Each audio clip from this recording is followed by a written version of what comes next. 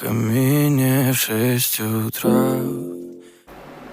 तो hello guys, हम लोग आज आ गए हैं फिर से अपने YouTube चैनल पर आपके लिए एक नया कंटेंट लेकर के, नए सवालों और जवाबों के साथ। तो सबसे पहले हम लोग बात करेंगे आज पॉलिटिक्स और रिलीजियंस को लेकर के। पॉलिटिक्स और रिलीजन लोग जो आपस में मिक्स कर देते हैं और ये सोचते हैं कि पॉलिटिक्स से ही रिलीजन चलता है या रिलीजन से पॉलिटिक्स चलता है। तो इस टॉपिक्स को आज हम लोग क्लियर करेंगे और आप लोगों को समझाने की कोशिश करेंगे कि पॉलिटिक्स और रिलीजन को किस तरह अलग किया जा सकता है। तो शुरुआत करते हैं हम लोग। सबसे पहले मेरा सवाल है या फिर जनता का सवाल है कि पॉलिटिक्स और रिलीजन का डेफिनेशन क्या है।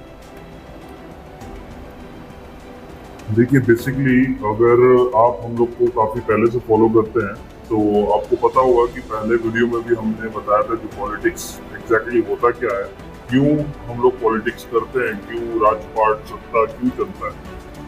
फिर भी मैं एक शॉर्ट में यहाँ पे डिस्क्राइब कर देता हूँ थोड़ा सा। देखिए, बेसिकली पहले के दौर में ऐसा होता था कि पहले एक राजा हुआ करता था जो अपने कंट्री को, अपने देश को चलाता था। तो उसमें एक चीज दिक्कत ये होता था कि एक राजा अपनी मर्जी का मालिक होता था, और दूसरा उसमें प्रॉब्लम ये होता था कि राजा का बेटा ही राजा बनेगा या फिर राजा का खानदान वाला ही राजा बनेगा, और वो राजा को कोई रोक टोक नहीं है कि वो जो चाहे वो करे, कोई बोलने वाला नहीं है, कोई टोकने वाला नहीं है, उसका हुक्म का इक्का चलेगा। तो ये चीज काफी लोगों के लिए ये चीज सही नहीं था। तो उस दौर में काफी लोगों को गुलाम भी बनाया जाता था, वॉर भी होता था, बहुत सारी चीजें होती थी।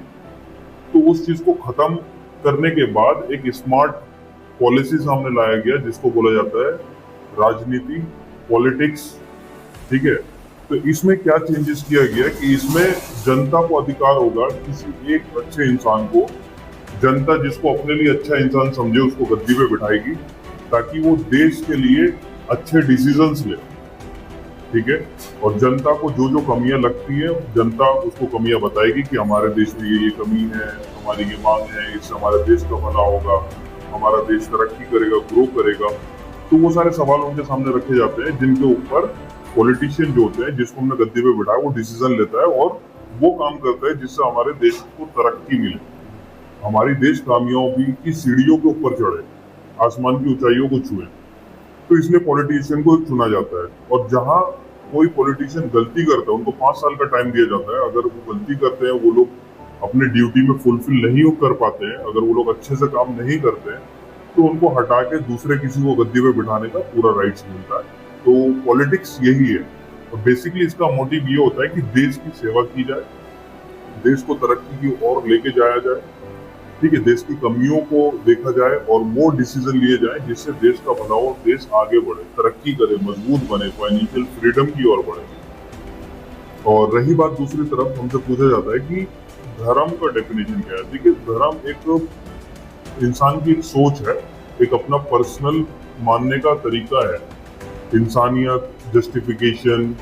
ठीक है, एक कहा जाता है कि इंसान की बॉडी में 3 चीज होती है, मेंटल, फिजिकल और स्पिरिचुअल। ठीक है, ये 3 चीजें होती हैं जिसको पीसफुल रखना बहुत ज्यादा जरूरी है। तो इंसान का बॉडी के लिए तो फिर वही सेक्सुअल लाइफ ज्यादा जरूरी होता है, इंसान शादी वादी करे, फैमिली वैमिली बनाए। ठीक है, फिजिकल इन्वॉल्व हो तो उसको बॉडी को रिलैक्सेशन मिलता है, या फिर स्पा वगैरह जाए तो रिलैक्सेशन मिलता है। दूसरा, इंसान का माइंड, इंसान की जिंदगी में जब बुरा वक्त चल रहा होता है तो उसका माइंड कभी भी सही से काम नहीं करता है, तो उसको पैसों की जरूरत पड़ती है, या फिर उसको घूमने फिरने की जरूरत पड़ती है, जैसे माउंटेन्स वगैरह हो गया, या फिर नेचुरल की जो कुदरती जो चीजें हैं, माउंटेन्स हो गया, बीच हो गया, सी साइड हो गया, प्राकृतिक की जो चीजें हैं वहां पे वो घूमने फिरने जाए, या फिर पैसा कमाए, या अचीवमेंट करे, या थोड़ा सा एंजॉयमेंट करे, तो उसको मेंटली पीस मिल जाता है। तीसरा होता है स्पिरिचुअल, जो अंदर की जो आत्मा होती है, आत्मा को शांति तभी मिलती है जब कोई इंसान एक अच्छा काम करता है, जब इंसान को पता हो क्या चीज सही है और क्या चीज गलत है, जब वो एक प्रार्थना करता है, जब वो अपने गॉड को या फिर अपने वो धर्म को, जो उसका धर्म जो उसको स्पिरिचुअली पीस दिलाने का जो दावा करता है, वो कोई भी रिलीजन हो, चाहे वो इस्लाम हो, हिंदुइज्म हो, हर धर्म का यही काम है कि तुम्हारी जो आत्मा है उसको उस स्पिरिचुअली उस आत्मा को शांति दिलाने का काम धर्म करता है। तो इस धर्म का और पॉलिटिक्स का लेना देना कुछ नहीं होता है। अगर आप इस चीज को मिक्स करोगे तो ये बहुत बड़ी तबाही है और कुछ नहीं है। पॉलिटिक्स का और धर्म का आपस में मिलना तबाही के सिवा और कुछ नहीं है, क्योंकि एक धर्म का मानने वाला हमेशा सोचता है कि मेरा धर्म अच्छा है, सामने वाले का धर्म खराब है, और ये हमेशा सामने वाले के धर्म में कमियां ढूंढने की कोशिश करते हैं, चाहे वो किसी भी धर्म का बंदा हो। हर किसी के नजरिए में उसका धर्म ज्यादा बेटर है, सामने वाले का धर्म बेकार है। अब आप अगर इस चीज को पॉलिटिशियन के साथ जोड़ेंगे, अगर मान लीजिए आज अगर कोई कट्टर हिंदू अगर गद्दी पे बैठता है और वो धर्म को अगर बोलेगा मैं धर्म को पॉलिटिक्स के साथ जोड़ूंगा, तो वो देश का भला नहीं करेगा, वो अपने धर्म की सेवा करेगा। तो बाकी जो रिलीजन के जो लोग हैं उनको प्रॉब्लम होगा। और अगर कोई मुसलमान गद्दी पे बैठता है और वो गद्दी पे बैठ के ये बोल दे कि नहीं मैं अपना धार्मिक चीज करूंगा, अपना शरिया लॉ लागू करूंगा, या अपने धार्मिक का जो उसूल है वो चीज लोगों के ऊपर थोपूंगा, तो फिर बाकी जो अदर्स कम्युनिटी के जो लोग हैं, अदर्स धर्म के मानने वाले जो लोग हैं, उनको बुरा लगेगा। तो दोनों एक अलग अलग पहलू है जिनको ये आपस में कंबाइन नहीं किया जा सकता। ये वैसे ही बात हो गई जैसे आप चाहते हैं कि आपके पास दूध का कटोरा है और आप उसमें जहर मिलाना चाहते हैं और साथ में शरबत बना के उसको पीना चाहते हैं। ऐसा नहीं होता, हर किसी का कॉम्बिनेशन सही नहीं बैठता है। आप दूध से आप शरबत बनाए या फिर चाय बनाए, ये कॉम्बिनेशन चलता है, लेकिन अगर कोई इंसान बोले कि नहीं मैं जहर को आगे मिलाऊंगा चाय में, तो वो चीज नहीं होता है। और पॉलिटिशियन में बहुत ज्यादा करप्शन अंदर बहुत ज्यादा होता है, ठीक है। तो धर्म एक ऐसी चीज है, अगर आप इसको पॉलिटिशियन के साथ जोड़ना चाहेंगे, पॉलिटिक्स के साथ जोड़ेंगे, तो ये मान लीजिए जहर का काम करेगा कि खाने में जहर को मिलाने के बराबर का काम करेगा, जो इंसानों को मारेगा, तबाह करेगा और कुछ नहीं करेगा। इससे देश तरक्की नहीं करेगा। यहाँ पे मैं एक चीज बोलना चाहूंगा कि जैसे ठीक भाई ने कहा था कि राजा का बेटा राजा नहीं बन सकता, तो इस चीज को तोड़ने के लिए ही हम लोगों ने कांग्रेस सत्ता को हटा के मोदी जी को लाया गया, क्योंकि वो एक नीचे तबके से आके, मतलब एक ग्राउंड से, जमीन से उठ के आए कि वो चाय बेचने वाले हैं, वो गरीब है और वो लोगों को समझेंगे। तो फिर उन्हें हम लोगों ने प्राइम मिनिस्टर बनाया ताकि वो गरीब की तकलीफ को समझेंगे। और उन्होंने जब 2014 में वो पीएम बन के आए, तो उन्होंने बड़े बड़े दावे किए कि ये करेंगे, वो करेंगे, गरीबों को राहत मिलेगा, गरीबी हटेगी, ठीक है, लोगों को जॉब्स मिलेंगे। लेकिन हुआ क्या, इन 11 सालों के अंदर में क्या हुआ कि हमने उन्हें 2 बार पीएम बनाया, तीसरा बार भी उन्हें पीएम बनाया हमने, लेकिन अभी तक जो काम सुधरना चाहिए था वो चीज नहीं हुआ है, ठीक है। आखिरी 3rd स्टेज तक जब उन्होंने तीसरी बार हुकूमत की बागडोर संभाली, तो हम लोगों ने देखा कि वो अब गरीबों की सहायता करने के बजाय, गरीबों की दर्द समझने के बजाय वो अमीरों का साथ दे रहे हैं। मतलब जो बिजनेसमैन तबका है, जिनसे वो चंदा लेते हैं, उनका काम कर रहे हैं, ठीक है। और फिर और तो और वो क्या कर रहे हैं कि रिलीजियस को प्रमोट कर रहे हैं, ताकि लोग जो इसको बोल सकते हैं कि एक लैक ऑफ एजुकेशन जो पीपल्स है, मतलब 80% ऑफ पीपल इंडिया के गरीब लोग हैं और नीचे तबके के लोगों के लिए कुछ काम नहीं किया जा रहा है। जैसे कि एक तरक्की याफ्ता कंट्रीज के लिए ये चीज होना चाहिए था कि उनकी एजुकेशन को अच्छी की जाए, उनके क्या बोलते हैं उसको, उनके इलाज के लिए अच्छा काम किया जाए, लेकिन उन सब चीजों में मोदी जी पीछे है हमारे। तो हमें ये चीज देखना चाहिए कि हाँ, वो गरीबों के लिए क्या काम कर रहे हैं और अमीरों के लिए क्या काम कर रहे हैं, ठीक है। वो आए थे गरीब का दर्द समझने के लिए, गरीबों के लिए काम करने के लिए, लेकिन वो उल्टा ही रहा। तो इसीलिए बोला जाता है जब एजुकेशन की कमी होती है और हम धर्म को पॉलिटिक्स में मिक्स कर देते हैं, तो फिर हमें सिर्फ धर्म नजर आता है और पॉलिटिक्स में जो होना चाहिए, जो चीज होना चाहिए पॉलिटिक्स में, वो चीज बिल्कुल खत्म हो जाता है। इसके आगे आप मुझे लोगों से ये उम्मीद है कि जो लोग बोलते हैं कि हम रियल नेशनलिस्ट हैं, जो लोग बोलते हैं कि हम देशभक्त हैं, जस्ट बिकॉज वो लोग गवर्नमेंट को सपोर्ट कर रहे हैं, एक पर्टिकुलर पार्टीज को सपोर्ट कर रहे हैं, और वो लोग बोलते हैं कि हम लोग देशभक्त हैं, और अगर कोई अपोजिशन को सपोर्ट कर रहा है या फिर किसी चीज में गवर्नमेंट का तनकीद कर रहा है, उसकी कमियों को निकाल रहा है, वो लोग बोल रहे हैं कि वो गद्दार है या फिर वो देशद्रोही है। इस बारे में आपका क्या कहना है? देखिए, अगर कोई बोलता है कि वो देशभक्त है तो मेरा बस इतना मानना है, मुंह से बोलने से कुछ नहीं होता है। कल को कोई आतंकवादी भी आके अगर बोल देगा कि मैं देशभक्त हूँ तो वो देशभक्त नहीं हो जाएगा। मुंह से बोलने से कुछ नहीं होता है। देशभक्त असली उसी को बोला जाता है कि जो अपने देश के लिए सेवा करे, अपने देश के लिए काम करे। अभी मैं आपको एक एग्जाम्पल देना चाहूंगा, हो सकता है कि काफी लोग ऑफेंडेड हो जाए इस चीज से, लेकिन ये एक परफेक्ट एग्जाम्पल है, ठीक है, ताकि जिससे लोग बहुत जल्दी रिलेट कर सके और समझ सके। तो अगर मैं कुछ गलत बोलूं तो आप कमेंट में बता सकते हैं, लेकिन ये एक परफेक्ट एग्जाम्पल है जो मैं अभी आपको देने वाला हूँ। देशभक्ति का डेफिनेशन मैं आपको बताता हूँ। एक तरफ है एपीजे अब्दुल कलाम, ठीक है, जो इतने पढ़े लिखे होने के बाद, इतने समझदार होने के बाद उनको जब ऑफर आता है अमेरिका की तरफ से कि आप हमारे लिए काम कीजिए, इंडिया आपको क्या ही देगा। उस टाइम पे इंडिया की हालत भी बहुत ज्यादा खराब थी। अगर आप हिस्ट्री उठा के देखेंगे तो आज जितना हमारा देश मजबूत है या जितनी आगे है, उस टाइम पे वो सिचुएशन नहीं था हमारा।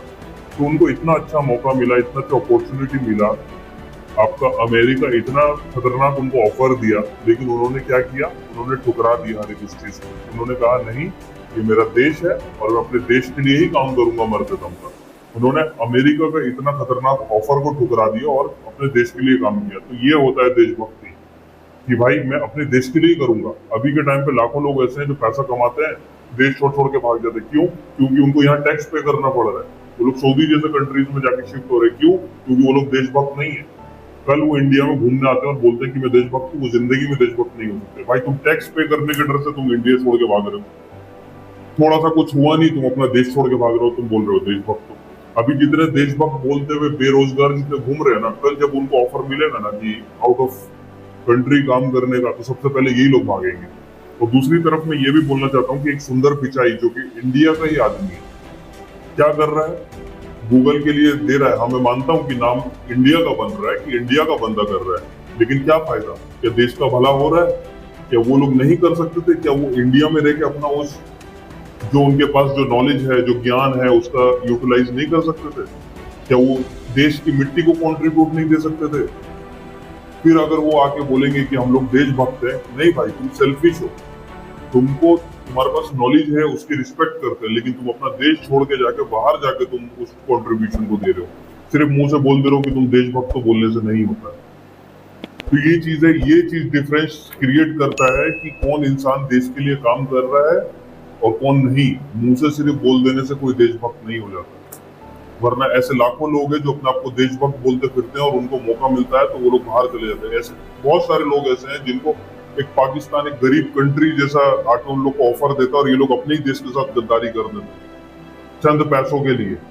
और फिर वही लोग अगर बोलेंगे कि हम लोग देशभक्त है, तो ये बात सही नहीं होगी। मुंह से बोल देने से कोई देशभक्त नहीं हो जाता। जो चीज करके दिखाता है, जो प्रूफ करता है, जो कोई ऐसा काम कर रहा है जिससे देश का भला हो, देश की तरक्की हो रही हो, डजंट मैटर वो किस रिलीजन का है।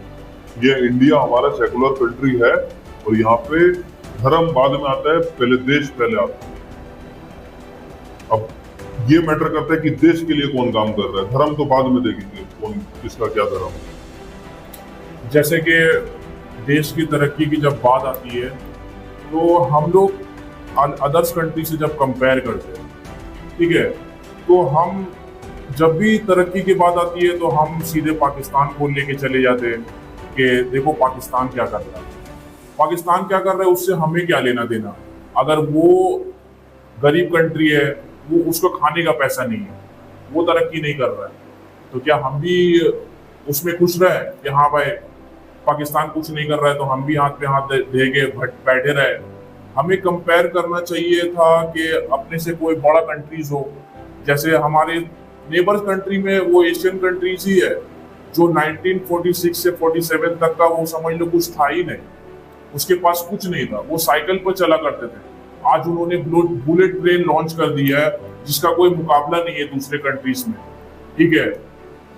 तो हमें चाइना जैसे कंट्री से सीखना चाहिए कैसे उन्होंने कम वक्त में इतनी जल्दी तरक्की कर ली है क्या उनके पास रिसोर्सेस नहीं थे? जहाँ हमारे पास रिसोर्सेस नहीं है उनके पास थे, ऐसा तो नहीं है। हमारे पास भी बहुत सारे रिसोर्सेज है, हमारे पास साइंटिस्ट है, इंजीनियर्स है, डॉक्टर्स है, क्या कुछ नहीं है। लेकिन हम क्या कर रहे हैं, हम यहाँ से सीख रहे हैं, यहाँ से पढ़ रहे हैं और चले जा रहे हैं दूसरे देश को कंट्रीब्यूट करने के लिए, दूसरे देश को आगे बढ़ाने के लिए। लेकिन हमें अपने देश के लिए सोचना चाहिए था कि अगर गूगल जैसा चीज, गूगल अगर वो लॉन्च कर सकते हैं या फिर उसको बना सकते हैं, तो हमारे यहाँ पे ऐसे कोई साइंटिस्ट या हमारे पास ऐसे कोई टेक्नोलॉजी वाला पढ़ा लिखा इंसान नहीं है जो हमारे देश के लिए अपना कुछ लॉन्च कर सके, अपना ब्राउजर लॉन्च कर सके, अपना एप्लीकेशन लॉन्च कर सके, अपना हर एक चीज लॉन्च कर सके जो इंडिया में बहुत ज्यादा चलाई जाती है। चाइना में हर एक चीज उनका खुद का है, ना ही वो गूगल यूज करते हैं किसी का, ना ही वो इंस्टाग्राम यूज करते हैं, ना ही कोई सोशल मीडिया यूज करते हैं। उनका हर एक चीज का ऑल्टरनेटिव है। यहाँ तक का वो कार भी अगर लॉन्च करते हैं ना, तो वो दूसरी कंपनी से बेहतर वो लॉन्च कर देते हैं। अभी हाल ही में उन्होंने एक कार लॉन्च किया व्यू। तो वही बात है कि हम लोगों को कंपेयर ऐसे कंट्रीज से करना चाहिए जो हमसे आगे है और हमसे तरक्की याफ्ता है, जैसे कि चाइना हो गया, रशिया हो गया, जो अपने देश को एक अलग ही लेवल पे लेके जा रहे हैं। तो हमें करप्शन को सबसे पहले हटाने की हमें ज़रूरत है कि हमें करप्शन जो हमारे देश में होता है नीचे से लेके ऊपर तक का, चाहे वो एक अदना सा छोटा सा ऑफिसर ही से लेकर के बड़े तबके के मतलब पॉलिटिशियंस तक का जो करप्शन होता है, उसमें हमें क्या करने की ज़रूरत है। यहाँ पर मैं एक एग्जांपल भी देना चाहूँगा। मान लीजिए कि एक इंसान है, वो अपने आप को कमजोर कर रहा है, मतलब कंपेयर कर रहा है किसी कमजोर इंसान से। तो उस सिनेरियो में ऐसा होता है कि अगर मैं अपने आप को किसी कमजोर से कंपेयर करूंगा तो मेरा माइंड ये बोलेगा कि तू उससे बहुत ताकतवर है, तो तुझे और कुछ करने की जरूरत नहीं है, तो मेरी ग्रोथ वहीं रुक जाएगी। लेकिन अगर मैं किसी अपने से ताकतवर से या किसी पहलवान से अपना कंपैरिजन करूं तो मुझे समझ में आएगा कि मैं बहुत कमजोर हूँ, मेरे अंदर ताकत नहीं है, मैं उससे बहुत कमजोर हूँ, मैं जब भी उससे लड़ने जाऊंगा मैं मार खा जाऊंगा, मैं उतना ताकतवर नहीं हूँ। तो मेरा माइंड ये बोलेगा कि तुझे एटलीस्ट इतना ताकत गेन करना है कि तू उसको टक्कर दे सके, भले ही तू उससे जीत ना सके। हालांकि मोटिव तो यही रहता है कि मैं उसको हरा के जीतूं, ठीक है, जीत के दिखाऊं, लेकिन उसके बावजूद अगर मैं उतना भी नहीं कर सकता, कम से कम बराबर की टक्कर तो दूं। तो मेरा माइंड ये बोलेगा कि कम से कम उसको बराबर की टक्कर तो तू दे, तो मेरी ग्रोथ रुकेगी नहीं, मेरी ग्रोथ बढ़ेगी। तो हमेशा अपनी ग्रोथ के लिए, अपनी तरक्की के लिए हमेशा कंपेयर अपने से बड़े को करो। और अगर तुमको सेटिस्फेक्शन चाहिए, अगर तुमको जहाँ पे तुम हो फुल स्टॉप लगाना है, तुमको और ग्रोथ नहीं चाहिए और आगे नहीं बढ़ना है, तुम अपना कंपेयर किसी कमजोर से करो, तो उसमें तुम्हारा नुकसान है, तुम्हारा ग्रोथ रुक जाएगा और दूसरी तरफ बाकी लोग मजबूत होते चले जाएंगे, हट्टे कट्टे होते चले जाएंगे, और जब मैदान में उतरोगे तो मार खाओगे, तो वही हाल हो जाएगा। तो हमेशा अपना कंपैरिजन किसी स्ट्रॉन्ग से करना चाहिए, किसी मजबूत से करना चाहिए, ताकि सीखने के लिए मिले, चाहे ताकि तरक्की भी हो और ज्यादा तरक्की करने का दिल भी करे। जैसे चाइना हो गया, अमेरिका हो गया, ये लोग इतना अच्छा कर रहे हैं, ये लोग आगे जा रहे हैं। अभी देख लीजिए, अगर हम लोग कुछ नहीं भी कर पा रहे हैं, तो जैसे अभी के टाइम पे हर एक कंट्री टेक्नोलॉजी में बहुत आगे जा रहा है। जैसे अभी एआई के मामले में सारे कंट्रीज एक दूसरे को टक्कर दे आगे जा रहे हैं, लेकिन एआई के मामले में इंडिया कहाँ पे है? कहीं पे भी नहीं। यहाँ पे एआई का इतना अच्छा लोग यूज कर रहे हैं, लेकिन हमारे इंडिया में क्या कर रहे हैं? एआई को गाली दे रहे हैं। अब देख रहे हैं कि एआई भी पलट के गाली देता है या नहीं देता है। तो ये तो देश का हाल है, तो ये कैसे तरक्की करेगा?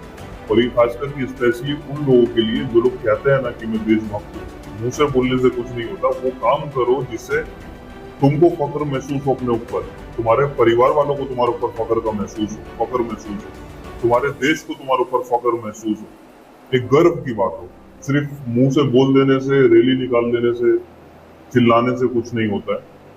पढ़े लिखा इंसान होना और देश की तरक्की के लिए काम करना, वो चीज करना जो जरूरी है, वही असली देशभक्त कहलाता है। मुंह से बोल देने से कोई प्रूफ नहीं कर सकता, इंसान अपने कामों से प्रूफ करता है। तभी एक जीता जागता जिंदा मिसाल है। सरकार उसी को अवार्ड देती है जो देश के हित में काम करता है, बजाय इस चीज के कि सरकार ने मेरे लिए क्या किया। और दूसरी बात, हमारे देश में करप्शन भी बहुत ज्यादा है। तो जब तक इंसान एजुकेट नहीं होगा, जब तक पढ़ेगा लिखेगा नहीं, तो पहली बात तो समझ ही नहीं पाएगा कि करप्शन है क्या। करप्शन हो कहाँ रहा है, वो तो पकड़ ही नहीं पाएगा इस चीज को। पकड़ ही नहीं पाएगा तो उसको बंद कैसे करेगा, उसके खिलाफ आवाज कैसे उठाएगा, नहीं कर पाएगा। फॉर एग्जाम्पल, इस एग्जाम्पल से आप लोग रिलेट कर पाओगे, जब हम लोग ट्रेन में जाते हैं तो ट्रेन में 10 रुपए का पानी का बोतल हमको 20 में बेचा जाता है, 10 का चाय हमको 20 का बेचा जाता है, ठीक है। 30 रुपए वाला खाना हम लोग को 60-70 रुपए में बेचा जाता है, उसका एमआरपी आपका 10 रुपए का है, हमको बेचा जा रहा है 20 रुपए में। तो ये करप्शन है। तो अब इंसान एजुकेटेड नहीं रहेगा, पढ़ा लिखा नहीं रहेगा, तो वो कैसे पकड़ेगा इस चीज को। एक दुकान पे कोई भी प्रोडक्ट बिक रहा है, उसमें एमआरपी लिखा रहता है, मैक्सिमम रिटेल प्राइस, कि ये मैक्सिमम प्राइस है, इससे ज्यादा ओवर चार्ज कोई नहीं कर सकता। लेकिन बहुत जगह ऐसा होता है कि ओवर चार्ज में बेचा जाता है। एमआरपी आपका 10 रुपए का है, आपको बेचा जा रहा है 15 रुपए का, और आप एजुकेटेड ही नहीं हो, आपको पता ही नहीं है, तो आप उसका शिकार बनोगे, करप्शन का शिकार बनोगे। और इस चीज को पकड़ने के लिए पहले इंसान को एजुकेटेड होना चाहिए।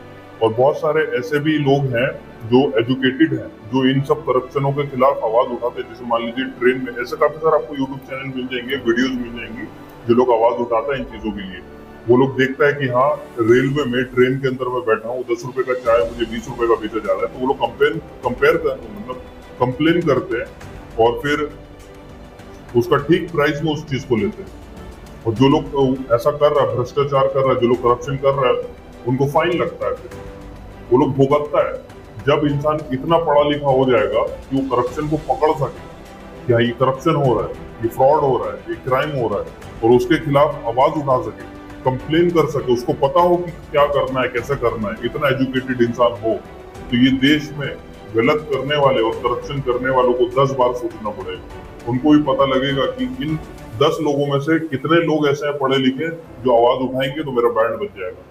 अब ये रेलवेज में अगर हर इंसान पढ़ा लिखा जाएगा तो रेलवेज वाले लोग ये करप्शन करने से पहले 10 बार सोचेंगे कि कहीं मेरे ऊपर, अभी लास्ट टाइम 2 बंदे कंप्लेन करके गए हैं, हमको 50,000 60,000 करके फाइन देना पड़ा है गवर्नमेंट को, फिर करप्शन करेंगे, फिर पकड़ेगा, फिर कोई कंप्लेन करेगा, फिर देना पड़ेगा। इतना हम लोग का कमाई नहीं हो रहा है जितना हम लोग को पेनल्टी पे करना पड़ रहा है। तो एजुकेशन का ये फायदा है। तो एजुकेशन बहुत ज्यादा जरूरी है। तो एट द एंड हम लोग को ये समझने की जरूरत है कि सबसे पहले तो हमें खुद को ही एजुकेटेड होना पड़ेगा। हमारे बच्चों को, अगर हम एजुकेटेड नहीं भी है तो हमारे बच्चों को उस लेवल का एजुकेशन देना पड़ेगा जो वो ऊपर लेवल के लोगों से, गवर्नमेंट हो या फिर ऑफिसर हो या पॉलिटिशियन हो, कोई भी हो, उनसे हम नज़र से नज़र मिलाकर बात कर सकें, उनसे सवाल कर सके कि हमारे साथ जो ऐसा हो रहा है, ठीक है, हम जो चीज़ को डिजर्व करते हैं वो चीज़ हमें नहीं मिल पा रहा है, जो हमारा राइट्स, जो हमारा एक सिटीजन होने के नाते हम टैक्स पे कर रहे हैं, तो उसके इन रिटर्न में मुझे क्या मिल रहा है, उसके रिलेटेड हमें सवाल करना पड़ेगा। जो करप्शन हो रहा है उसको सबसे पहले खुद को ही रोकना पड़ेगा, तभी जाके वो ऊपर लेवल तक करप्शन रुकेगा। ये तो बहुत बड़ा खेला हो गया कि करप्शन को रोकना किसी एक आदमी की बात नहीं, लेकिन सबसे पहले हमें अपने अंदर चेंजेस लाना पड़ेगा। अगर हम सवाल नहीं किए और बस यही सोच लिए कि सब तो ऐसे चल ही रहा है, हम अगर अकेला आवाज उठाएंगे तो क्या हो जाएगा, हम अगर सवाल करेंगे तो क्या ही हो जाएगा, यही हमारी सबसे बड़ी गलती है कि हम अगर खुद सवाल नहीं करेंगे तो दूसरे लोगों को हिम्मत नहीं आएगी सवाल करने की, वो भी खामोश बैठे रहेंगे। तो अगर हमें अपने देश के लिए सोचना है, ठीक है, एक देश जो चल रहा है वो सिर्फ अकेले के लिए नहीं चल रहा है। इस देश में जितने भी लोग रहते हैं, गरीब से लेकर के ऊपर लेवल के जो रिच क्लास के पीपल्स है, सबके लिए बराबर होना चाहिए। लॉ सबके लिए बराबर होना चाहिए, सर्विसेज जो गवर्नमेंट को प्रोवाइड करना चाहिए वो सबके लिए बराबर होनी चाहिए। तो अगर हम खुद एजुकेटेड नहीं होंगे तो हम सवाल नहीं करेंगे। हमारे देश में आज बहुत सारी चीज़ों की कमी है। हम कहीं भी जाते हैं हमें लैक ऑफ सर्विसेज देखने को मिलता है। चाहे हम ट्रेन में सफ़र कर रहे हो तो हमें वहाँ पे बहुत सारी चीज़ें कमी मिलती है जो सभी को पता है, मुझे बोलने की ज़रूरत नहीं है। हम एयरप्लेन्स में सफ़र करते हैं, अभी हाल ही में आप देखे होंगे कि इतना बड़ा हादसा हो गया, वहाँ पे सब लोगों की जान चली गई, ठीक है, इसका रिस्पॉन्सिबिलिटी किसका था? लेकिन हमें सवाल करने की जरूरत है, लेकिन हम सवाल नहीं करते। तो अगर अपने देश में ये सारी चीजें कमी रहेंगी तो फिर हमारा देश आगे कैसे बढ़ेगा? अगर दूसरे कंट्रीज के रेलवे सर्विसेज हो या फिर फ्लाइट्स का सर्विसेज हो, वो लोग नेक्स्ट लेवल का सर्विस देते हैं। क्यों? क्योंकि वो लोग जो टैक्स वसूलता है ना, वो लोग हमारे ही काम के लिए हमें ही वापस रिटर्न करता है, जो हमें सर्विस के तौर पे मिलता है।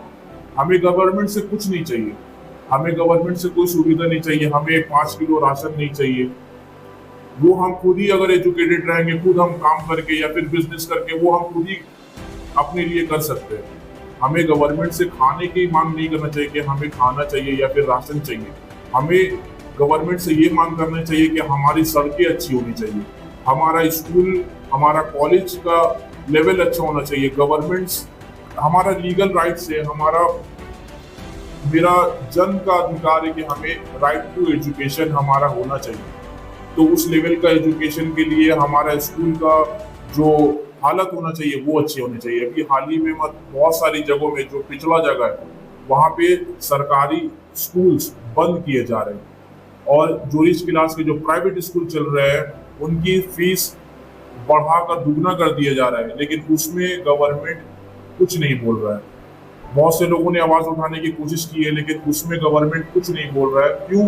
क्योंकि उससे उनको फायदा है कि अगर गरीब लोग एजुकेटेड नहीं होंगे तो हमसे कोई सवाल नहीं करेगा। फैक्ट यही है कि हमें सबसे पहले सवाल करना चाहिए कि हमारा एजुकेशन को ठीक करो, हमारा एजुकेशन सिस्टम को ठीक करो। फिर उसके बाद आता है हमारा हेल्थ का लेके कि बहुत सारे गवर्नमेंट अस्पताल में इलाज का कोई सुविधा नहीं है। लोग जो बच सकते हैं उनका इलाज नहीं हो पाता है और फिर वो मर जाते हैं।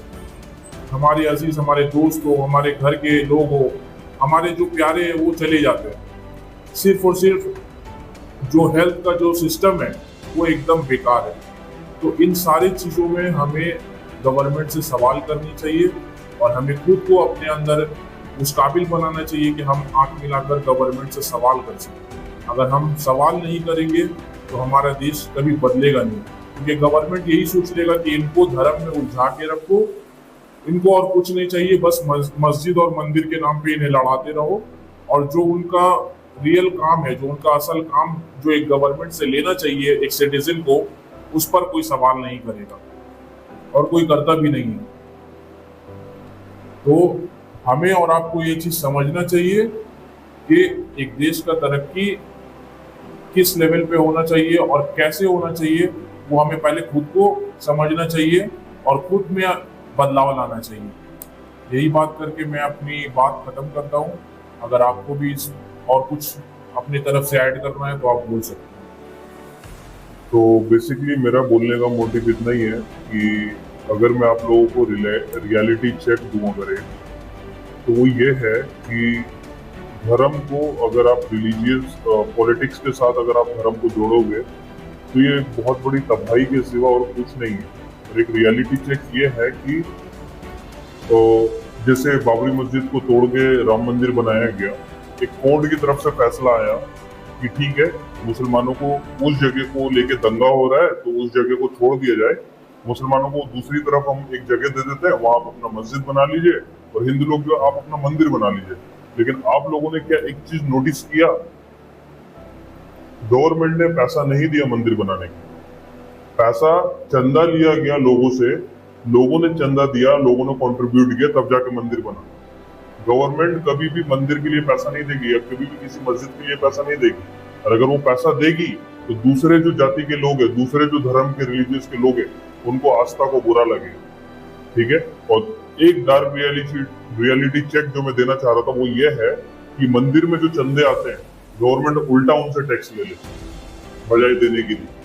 और अगर करने लगेगी ऐसा, अगर धार्मिक काम करने लगेगी तो देश तरक्की नहीं करेगा। देश की तरक्की के लिए धार्मिक चीजों को साइड में रखना पड़ता है। अगर आप देशभक्त हैं तो फिर आपको अपने धार्मिक कामों को खुद अपना संभालना पड़ेगा कि नहीं, हमारी एक अपनी अलग से कम्युनिटी बनाएंगे, उस कम्युनिटी में पैसा इकट्ठा करेंगे और अपने धर्म सेवा करेंगे। तो ये एक अलग चीज है। लेकिन अगर आप बोलेंगे कि किसी इंसान को राजगद्दी पे बिठा देंगे और वो धर्म के लिए करेगा तो फिर वहां हिंसा पैदा होगा, मार काट, लड़ाई झगड़े, यही सब पैदा होंगे। अभी देख लीजिए रिसेंटली हो क्या रहा है, देश की तरक्की के नाम पे हिजाब खींचे जा रहे हैं। अगर कोई इंसान अपनी बहन बेटी को हिजाब में रखना चाहता है, पर्दे में रखना चाहता है ताकि वो देश की गंदी नजरों से बचा सके अपनी बहन बेटियों को, तो उसके ऊपर बात उठ रहा है, उस हिजाब को खींचा जा रहा है। बात रही 3 तलाक की, बेसिकली स्क्रिप्चर्स में, किताबों में 3 तलाक का प्रोसेस क्या है लोगों ने पता नहीं किया, पहले ही आवाज उठाना शुरू कर दिया। कुछ जाहिल लोगों को देख के जिनको ट्रिपल तलाक के बारे में एग्जैक्ट पता ही नहीं है कि ट्रिपल तलाक होता क्या है, हवा में बातें सुन ली, सुनी सुनाई किसी की बातें सुन ली, स्क्रिप्चर्स किताबों में क्या लिखा है वो चीज पढ़ा नहीं, समझा नहीं, एग्जैक्ट जो चीज है उसमें आवाज उठाने लग गए। तो भाई इन सब चीजों से तुम्हारे दूसरे रिलीजियस को छेड़ने से तुम्हारा देश कहाँ से तरक्की करेगा? ये देश की तरक्की के लिए काम कर रहे हो या दूसरे रिलीजियस को उकसाने के छेड़ने की बात कर रहे हो? वक्फ बोर्ड है क्या, उसको सही से देखा नहीं गया, सही से जाना नहीं गया, पहले ही उसमें वो करने लग गया, उसमें घुसने लगे।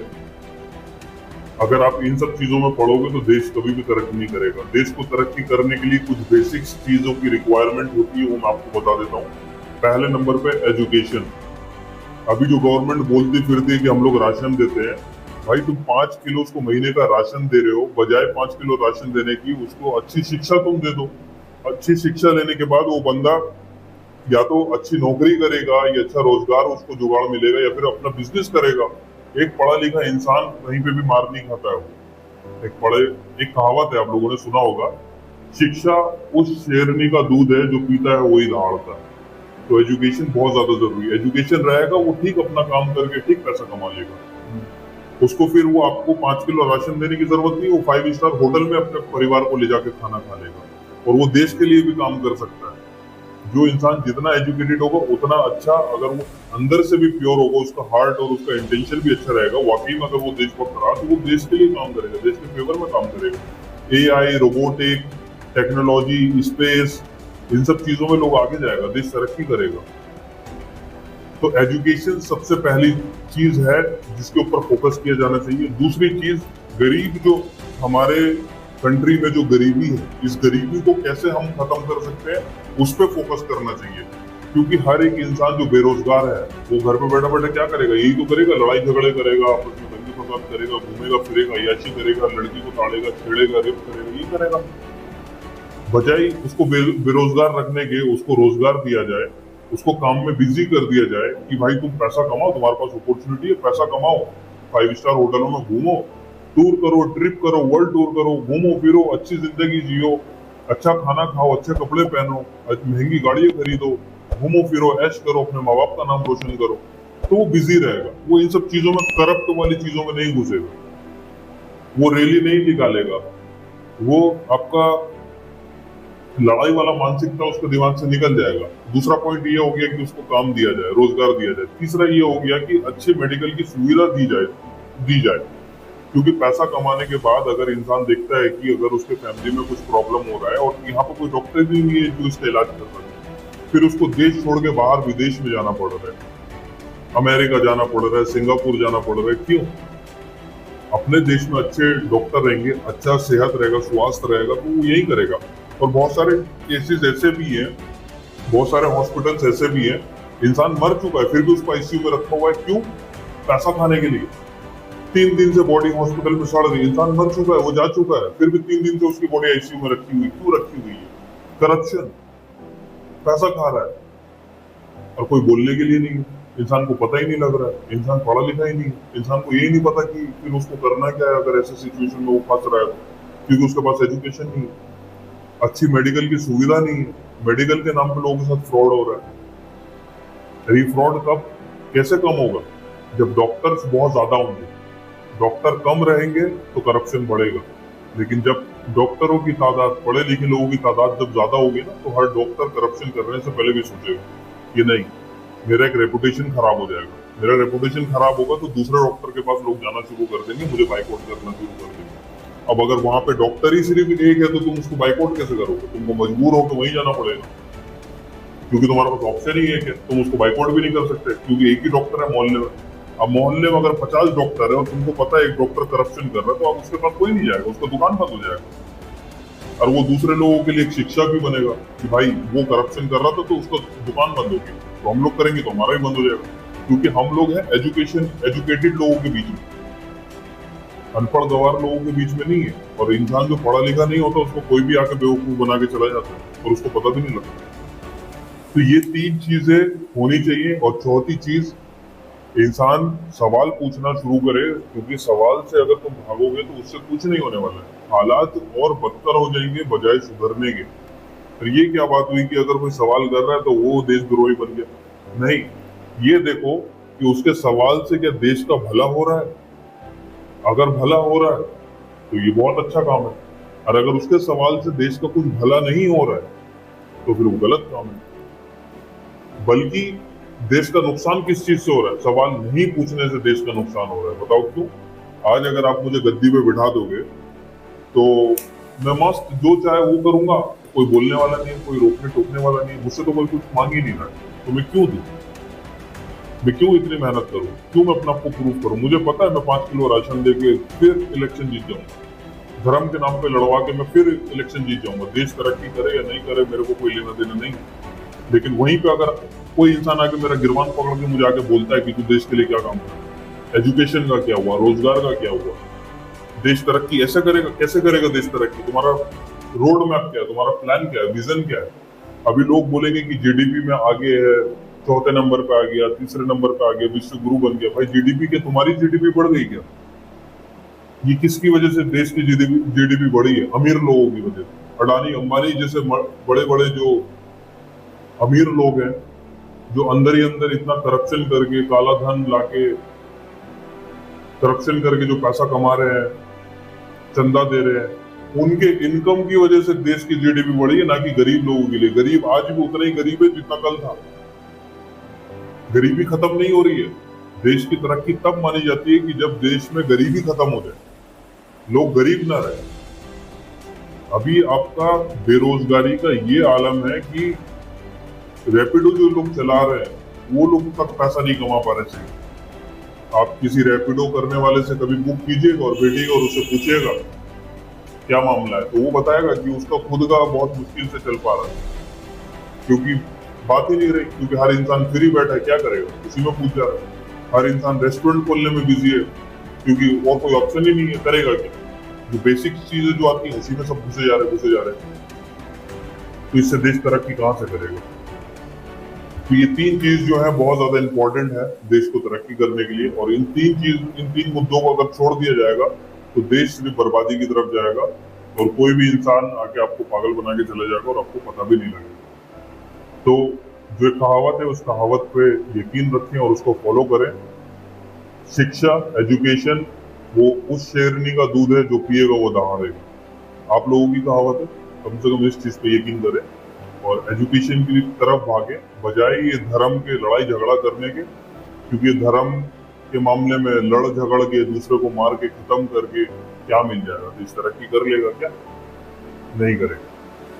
लड़ के झगड़ के उल्टा आपका नुकसान है। और खासकर की ऐसी जगह पे जहाँ पे हॉस्पिटल्स के नाम पे लूटा जाता हो लोगों को, सुविधाएं ज्यादा नहीं है, महंगाई बहुत ज्यादा है, तो उस सिचुएशन में सोच समझ के कीजिए जो भी कीजिए। ये धर्म के नाम पे बेवकूफ लोग लड़ते हैं, समझदार लोग कभी भी नहीं लड़ते। वो 5 स्टार होटल में मीटिंग्स किया करते हैं, बड़े बड़े बिजनेस की बात किया करते हैं, चिल आउट किया करते हैं, घूमते फिरते एंजॉय करते हैं, लाइफ को जीते हैं फाइनेंशियल फ्रीडम के साथ। तो जब तक इंसान पढ़ेगा नहीं तो ये फाइनेंशियल फ्रीडम की उम्मीद तो आप छोड़ ही दीजिए। ऐसे ही पड़ा रहेगा, रेंगता रहेगा और आपस में लड़ता रहेगा। तो बस इतना ही।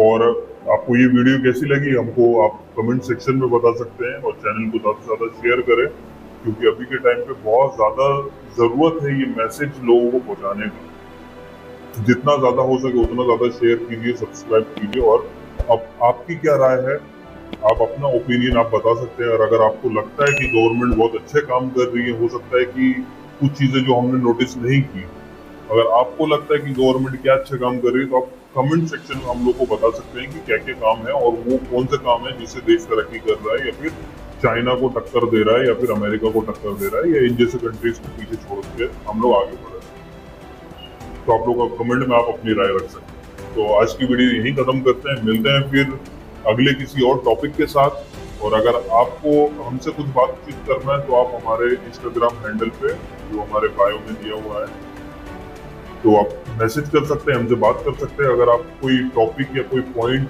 रखना चाहते हैं, किसी चीज़ के ऊपर हमसे डिस्कस करना चाहते हैं तो आप हम लोग को ईमेल भी भेज सकते हैं, या फिर हम लोग से कॉन्टैक्ट भी कर सकते हैं हमारे सोशल मीडिया हैंडल्स पे, या फिर कमेंट में भी लिख सकते हैं। तो आज की वीडियो इतनी, मिलते हैं फिर अगले किसी टॉपिक के साथ। तब तक के लिए पीस आउट।